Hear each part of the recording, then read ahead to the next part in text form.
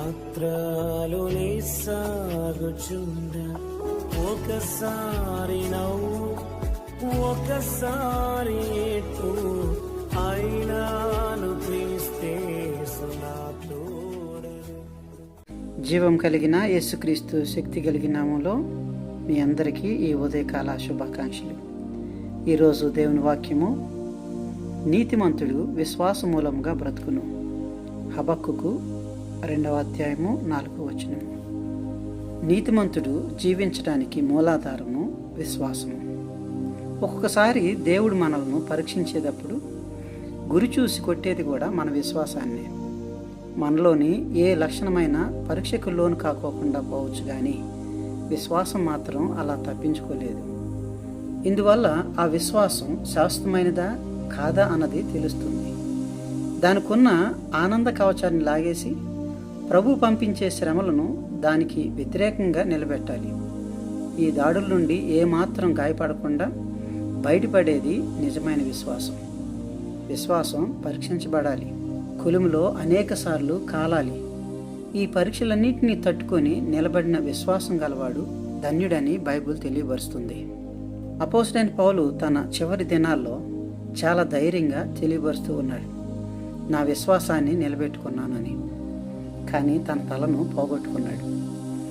అతని తలను నరికేశారు, కానీ అతని విశ్వాసాన్ని మాత్రం తాకలేకపోయారు. అన్యజనులకు అపోస్తలుడైన పౌలు ఇతడు 3 విషయాలలో సంతోషించాడు. ఆ 3 విషయాలు ఏమిటంటే, మంచి పోరాటాన్ని పోరాడాడు, తన యొక్క పరుగును కడముట్టించాడు, చివరిగా తన విశ్వాసాన్ని నిలబెట్టుకున్నాడు. ఈ 3 విషయాల ద్వారా ఆయనకి ఫలితం ఏమొచ్చింది అనంటే, అపోస్తలుడైన పౌలు తన పందెంలో గెలిచాడు, బహుమతిని కూడా పొందాడు. ప్రపంచం అతన్ని గొప్పవాడిగా ఎంచింది. అంతేకాదు, పరలోకంలో ఇతడు ఘనుడయ్యాడు. క్రీస్తులో విజయం సాధించడానికి అన్నిటినీ పోగొట్టుకున్నా అది లాభమే అని ఎంతో ధైర్యంగా చెప్పాడు. దీన్ని బట్టి చూస్తే ఎందుకు అపోస్తలుడైన పౌలులాగా మనం కూడా ప్రవర్తించడం లేదు? ఆయనలాగా సత్యానికి, నీతికి మనం ఎందుకు విధేయులం కాము? ఎందుకంటే పౌలు పాటించిన విధానం మనకు లేదు. మన లెక్కకు అతని లెక్కకు చాలా తేడా ఉంది. పౌలు నష్టం అని ఎంచిన వాటిని మనం లాభంగా లెక్కిస్తూ ఉన్నాం. పౌలుకున్న విశ్వాసం మనకు కూడా ఉండాలి. అతనికి దొరికిన కిరీటం మనకు దొరకాలంటే ఆ విశ్వాసాన్ని నిలబెట్టుకుంటూ ముందుకెళ్ళాలి.